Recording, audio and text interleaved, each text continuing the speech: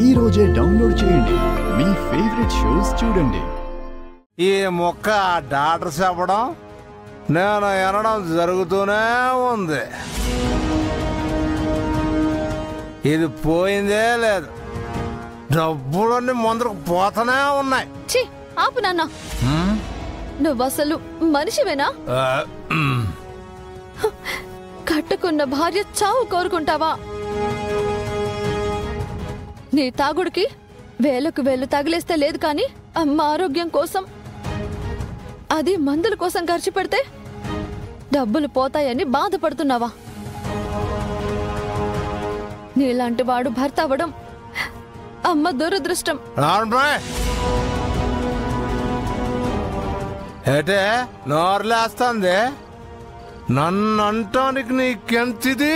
నీ కన్న కూతుర్ని. అబ్బో, కన్న కూతురు అంట. నువ్వు అసలు నా కన్న కూతురువే కాదే. ఊరుకోవయ్యా, నువ్వేదో అన్నావని కోపంలో అది 4 మాటలంటే అది నీ కూతురు కాకుండా పోతుందా ఏంటి?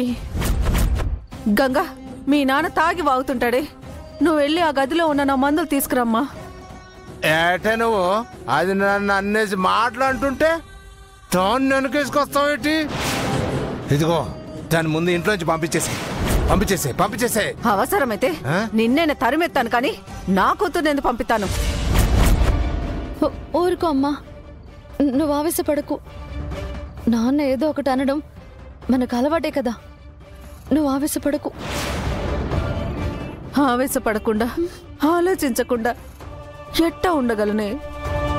నేను బతికుండగానే మీ నాన్న ఇట్ట మాట్లాడుతున్నాడు. రేపు నేను పోయాక నీ బతుకేంటి గంగా? అమ్మా, అందుకే నేను పానాలతో ఉండగానే నిన్నొక అయ్య చేతిలో పెట్టాలన్నదే నా ఆరాటం. నేను రెడీ అత్తా.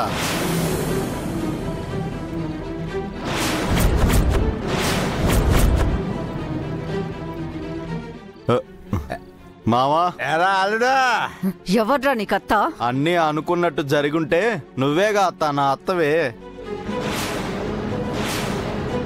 ఇప్పుడు కూడా ఏం మించిపోయింది లేదు. నువ్వు అంటే తాళి కట్టేస్తా, దాని చెయ్యి నా చేతిలో పెట్టేసి నువ్వు హాయిగా పోదు గాని. యదవా, నా పానం పోయినా పర్లేదు కానీ నీలాంటి వాడికి నా కూతుని సచ్చిన అయ్యను. పోరా బయటికి. ఈడ కాకపోతే నీ కూతురు కోసం జమీందార్ గారు వారసులు వస్తాడా ఏంటి?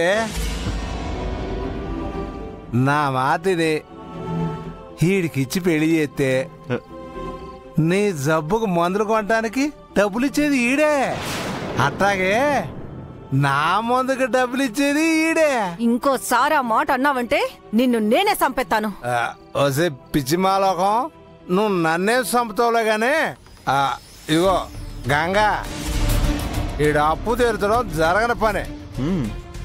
అప్పుడైనా అగ్రిమెంట్ ప్రకారం పెళ్లి చేయాల్సిందే కదా. అదేదో ఇప్పుడే చేసేస్తా పోలా. నాన్న, అతని అప్పు ఎలా తీర్చాలో, అమ్మని ఎలా కాపాడుకోవాలో నాకు బాగా తెలుసు.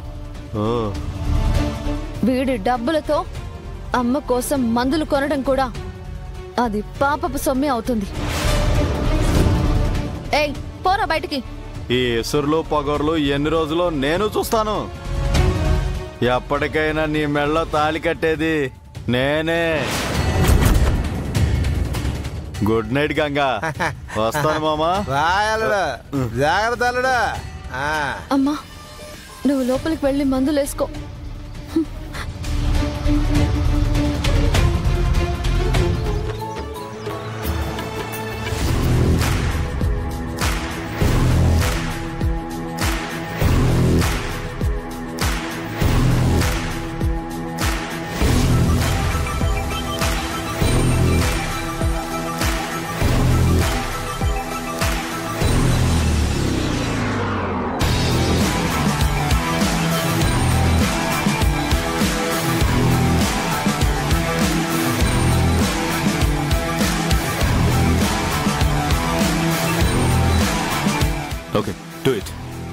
Come on guys, practice.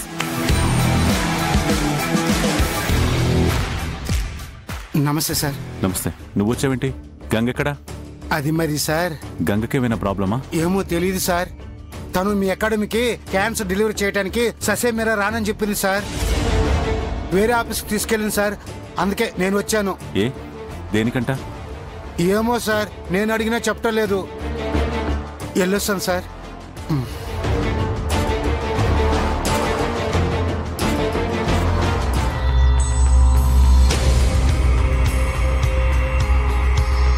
అమ్మా, బయటికి ఎక్కడికైనా వెళ్తున్నావా? అవును, ఒక ముఖ్యమైన పని మీద వెళ్తున్నాను. నేను వచ్చే వరకు ఫోన్లు అవి చేసి డిస్టర్బ్ చేయకండి. ఎక్కడికి వెళ్తున్నావు శకుంతల? ఏంటండి మీరు బయటికి వెళ్ళేటప్పుడు ఎక్కడికి అని అడగకూడదని మీకు తెలీదా? తెలుసనుకో, కానీ ఇల్లు దాటి గుడికి తప్ప ఇంకెక్కడికి వెళ్ళవు కదా. ఈ టైంలో గుడి మూసేసి ఉంటారు. అందుకే ఎక్కడికి వెళ్తున్నావు అని అడిగా. నాకంటూ కొన్ని బాధ్యతలున్నాయి కదా, అవి నెరవేర్చడానికి వెళ్తున్నాను. నీ బాధ్యత? భార్యాభర్తలకి వేరువేరు బాధ్యతలుంటాయా? అభిప్రాయాలు వేరైనప్పుడు బాధ్యతలు కూడా వేరుగానే ఉంటాయి.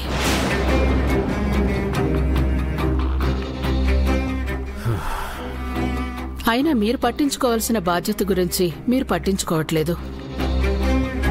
అందుకే నేనా బాధ్యత తీసుకున్నాను. ఇంతకీ ఏంటా బాధ్యత? పెళ్లి కూతుర్ని చూడటం.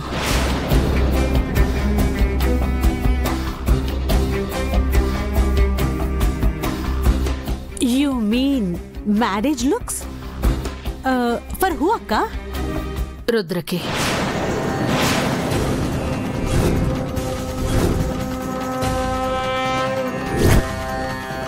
రుద్రక? అవును, రుద్రకి పెళ్లి సంబంధం మాట్లాడడానికి వెళ్తున్నాను. వదినా, ఒకసారి నన్ను గిల్లవా? ముందు నన్ను గిల్లవా? నిజమే వదినా. నువ్వు రుద్రకి పెళ్లి సంబంధం మాట్లాడడానికి వెళ్తున్నావా? అంత ఆశ్చర్యం ఎందుకండి? ఏ నేను వెళ్ళకూడదా? పెద్దమ్మగా ఆ బాధ్యత నాకు లేదా? లేదని ఎవరన్నారు?